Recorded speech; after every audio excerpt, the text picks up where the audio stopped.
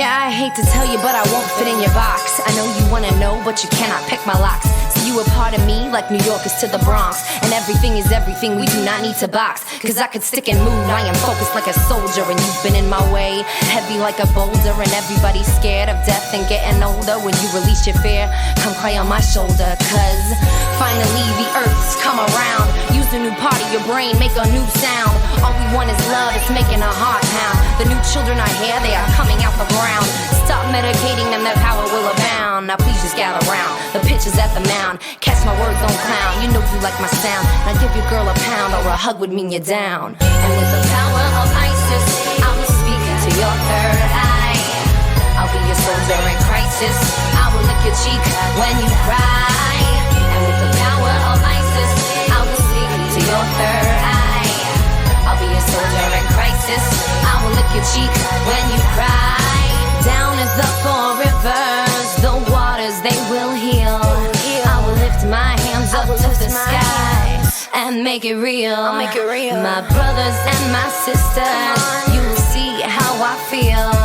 I will give you $1 to listen. Baby, let's make a deal.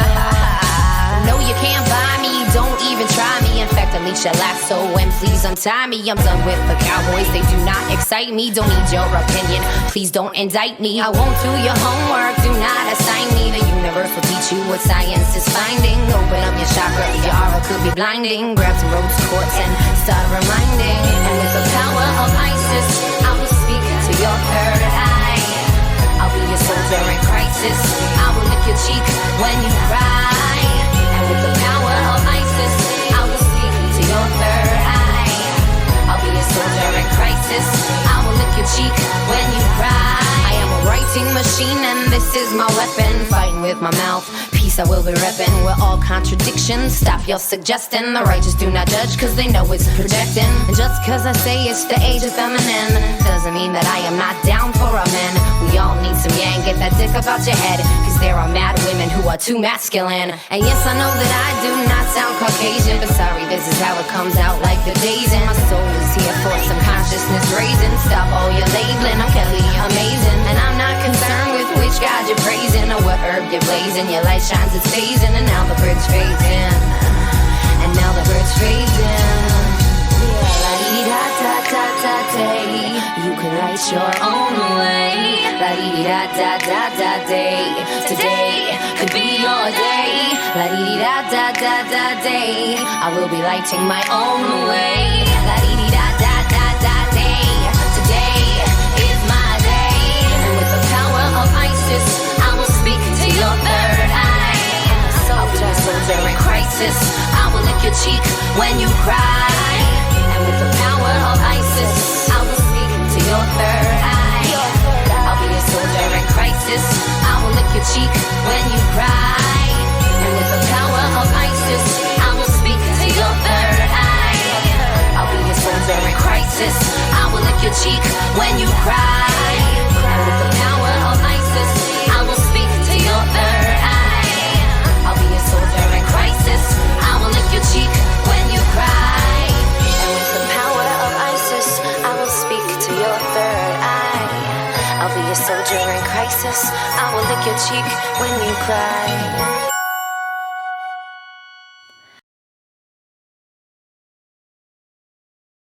You know, we were thinking back to episode 7 and that deep dive we took into electromagnetism. Yeah. Well, get ready for a shock, because today we're going even deeper into the world of bioelectricity. Really is incredible stuff. It really is. Like we're uncovering this hidden language in everything that lives. Yeah, exactly. Yeah. And we've got some seriously electrifying articles lined up for today's deep dive. Oh, cool.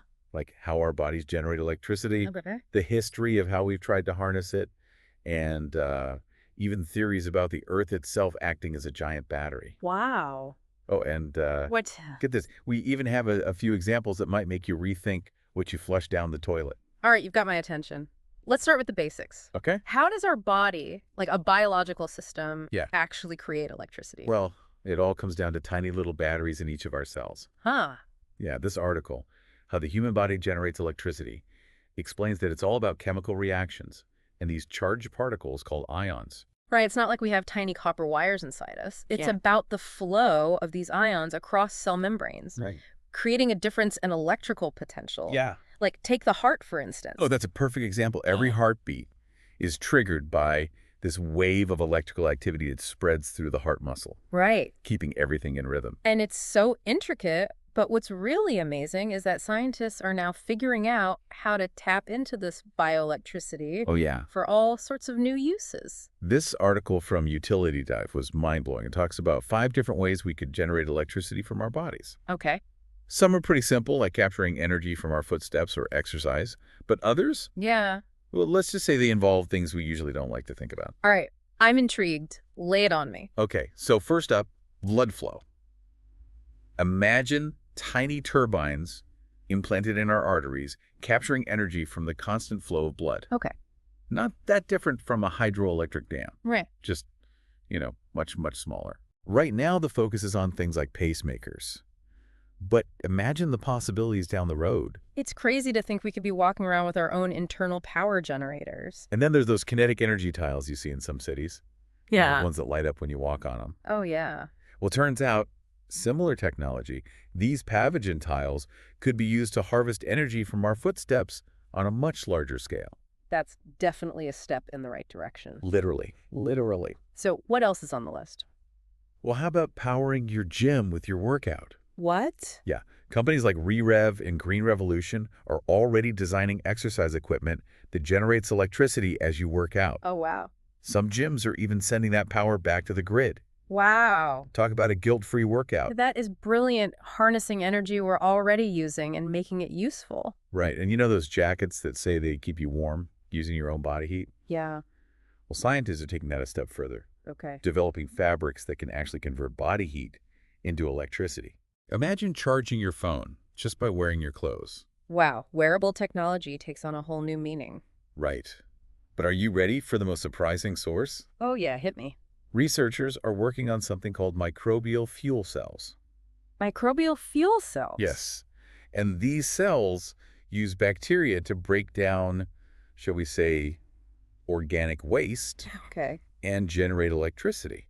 So you're saying we could harness the power of, what we flush down the toilet? Pretty much. I have to admit, not the most glamorous energy source. I know, right? But if it works, it's huge for sanitation and sustainability. Exactly. It just goes to show bioelectricity is all around us, even in the most unexpected places. It is. But this whole idea of harnessing natural energy isn't new. Right? In fact, it was a central concept for a certain visionary inventor named Nikola Tesla. Oh, Tesla. He was obsessed with free energy. Absolutely. He believed that the Earth itself could be used as a giant battery Really? for wireless power transmission. That sounds like science fiction. I know, right? This article, how Nikola Tesla planned to use Earth for wireless power transfer, describes his idea of using a steam-powered oscillator to send vibrations through the Earth's crust. Okay. Basically turning the planet into a giant conductor. Bold idea, but didn't it kind of flop? You're right, energy loss over distance was a major obstacle. But here's where it gets interesting. That same principle of using vibrations to study the Earth, Yeah. it's now used in seismology. So Tesla's ideas are still shaping things today. Exactly. And speaking of shaping the world, we Don't- can't forget another theory about the Earth as a battery. Okay. This one championed by none other than Flat Earth Dave. Of course, we'll be diving into the whole flat Earth thing in a later episode, so stay tuned for that. Absolutely. But what's his take on Earth as a battery? He believes the Earth's core is essentially a giant dynamo, Okay. generating a constant flow of electricity. Interesting. And this article, using the Earth as a battery, gets into some of the real-world applications, right? Yeah, it talks about telluric currents, these natural electric currents flowing through the Earth's crust. Okay. And get this. Scientists are now experimenting with microbial fuel cells Uh-huh. that could potentially tap into these currents to generate electricity. So we could power our homes by plugging into the Earth itself? It's still early days, Yeah. but the possibilities are definitely intriguing. Imagine harnessing the Earth's natural energy to power our lives. Totally. It would change everything for sustainability. Exactly. And it makes you realize bioelectricity isn't just some abstract scientific concept. It's this fundamental force shaping our world in ways we're only beginning to understand. It really is powerful stuff. Speaking of which, let's shift gears for a minute and talk about how bioelectricity is being explored in an even more mind-boggling realm, the study of consciousness.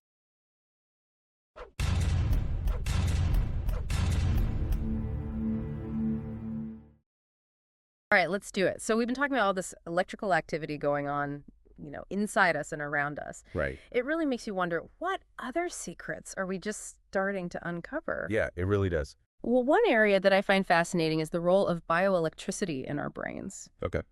For a long time, we've been focused on neurons firing and creating those connections.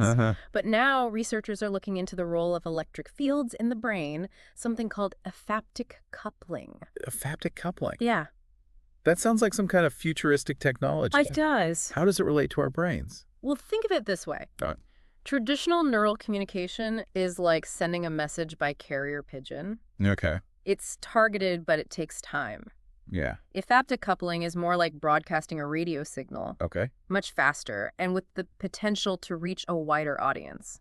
So instead of individual neurons sending messages one by one, these electric fields could be influencing whole networks of neurons at the same time. Exactly. And we're talking about speeds potentially thousands of times faster than traditional neural firing. Wow. This article, Consciousness Might Hide in Our Brain's Electric Fields, highlights research suggesting that these aphaptic fields might actually be the primary way our consciousness works. Really, that's a pretty radical idea. Yeah. So are we saying that our thoughts and feelings aren't just neurons firing, but also these electric fields doing their thing in our brains?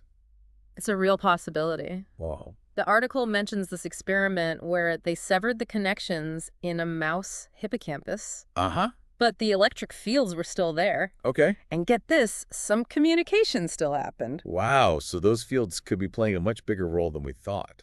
Yeah, it makes you wonder, what else are we missing? Wow. If these fields are so important for consciousness, could they be involved in things like memory, Right. creativity, or even intuition? Those are some great questions. Yeah, and honestly, we're just starting to figure this stuff out, but it has huge implications for how we understand the brain and maybe even treat things like epilepsy or Alzheimer's. It's like there's a whole other dimension of brain activity we're just now tapping into. Yeah. Speaking of tapping into something, we can't forget about those ancient artifacts Oh, yeah. that suggest people might have understood electricity way before Tesla and Edison. You're talking about the Baghdad battery? Yes, a 2,200-year-old clay jar found in Iraq that some believe might have been used to create electricity. In this article, the Baghdad battery, a 2,200 years old, out-of-place artifact archaeology worlds, goes into all the detail. It does. It describes this jar with an asphalt plug, a copper sheet, and an iron rod. Okay. And researchers think that if you filled it with an acidic liquid like vinegar, it could actually produce a small electric current. Interesting. What were they using it for, I wonder? Right, electroplating some kind of primitive medical treatment. Yeah. We may never know for sure. It's a puzzle, but it's a clue that our ancient ancestors might have been more advanced than we think. Right. And speaking of technology, it's amazing how far we've come in harnessing bioelectricity for modern use. Yeah, for sure. Remember those microturbines we talked about? Yeah. The ones that could be implanted in arteries? Right, to generate power from blood flow. It sounds so futuristic. I know, right? And that's just the beginning. Hmm. Researchers are also exploring ways to use bioelectricity to power implantable devices. Like what? Things like artificial organs or sensors. So instead of relying on big batteries that need to be replaced, these devices could draw energy right from the body. Exactly. It would make them more sustainable, less invasive, and maybe even more in tune with our own bodies. Wow, that's a game changer for medical technology. It is for sure. And what about using bioelectricity to connect with technology in even more radical ways, like controlling prosthetics with our thoughts, Yeah. or communicating with computers directly with our minds? It sounds like sci-fi, but researchers are actually looking into those possibilities. That's amazing. The potential is mind-blowing. It's like blurring the line between biology and the digital world. And with all the advancements in bioengineering and nanotechnology, who knows what breakthroughs are coming next? Right? It's so exciting. Before we get too carried away imagining the future, though, Yeah. let's remember the amazing ways bioelectricity is already at work in nature. Ah, you're talking about those masters of bioelectricity, electric fish. Of course, those electric eels are fascinating with their powerful shocks. But are there other examples, maybe less shocking ones, of how fish use bioelectricity? Oh, absolutely. For a lot of electric fish, shocking is a last resort. So you don't always zap their prey or anything? Right. For most of them, it's more about sensing the world around them Okay. and talking to each other. Interesting. So how does that work? Do they have like some sixth sense or something? They do. They have these special receptors on their skin that can feel changes in electric fields. Okay. And a lot of these fish create their own weak electric fields, almost like an aura. So they're surrounded by this invisible electric field. Yeah, exactly. But how does that let them see? Well, it's all about how the field changes when something enters it, like an object gets close. It creates a disturbance. Mm. And the receptors can pick that up. They can tell the size, shape, even the texture of an object just from how it messes with their field. So they're basically seeing with electricity. That's amazing. It is, and it's called electrolocation. Electrolocation. Yeah, it's super useful in murky water or in the dark where they can't see. Well, Right. some can even sense the tiny electrical fields made by muscles moving, like from hidden prey. Wow. Like a built-in metal detector for food. Exactly. But you mentioned communication too. Yeah. How do they use electricity to talk to each other? They send out specific patterns of electrical pulses, almost like Morse code. Ah. These pulses can say things like what species they are, male or female, how big they are, even their social status. So it's like an underwater rave, but with electrical signals instead of music? That's a great way to put it. Can they have like full-on conversations, or is it more basic? Well, it depends on the type of fish. Some have pretty simple signals, while others use a bunch of different pulses and frequencies, so they can share more complex information. I bet researchers are having a blast trying to decode all those signals. They are. It's a fascinating field. It really shows you the incredible diversity of life out there. It does, and it makes you wonder what other forms of bioelectricity are we still missing out there? Right? Are there other creatures using it in ways we haven't even imagined? That's an exciting thought. This whole deep dive into bioelectricity has been mind-blowing, from the tiny batteries in our cells to the potential of the Earth as a giant conductor. It's incredible how this force powers our bodies, shapes our world, Yeah? and maybe even influences how we think. It really is a field full of mystery. Right. But every new discovery helps us understand the amazing power of nature. That's for sure. And as always, a huge thank you to everyone for joining us on the deep dive. We hope you've enjoyed this exploration of bioelectricity as much as we have.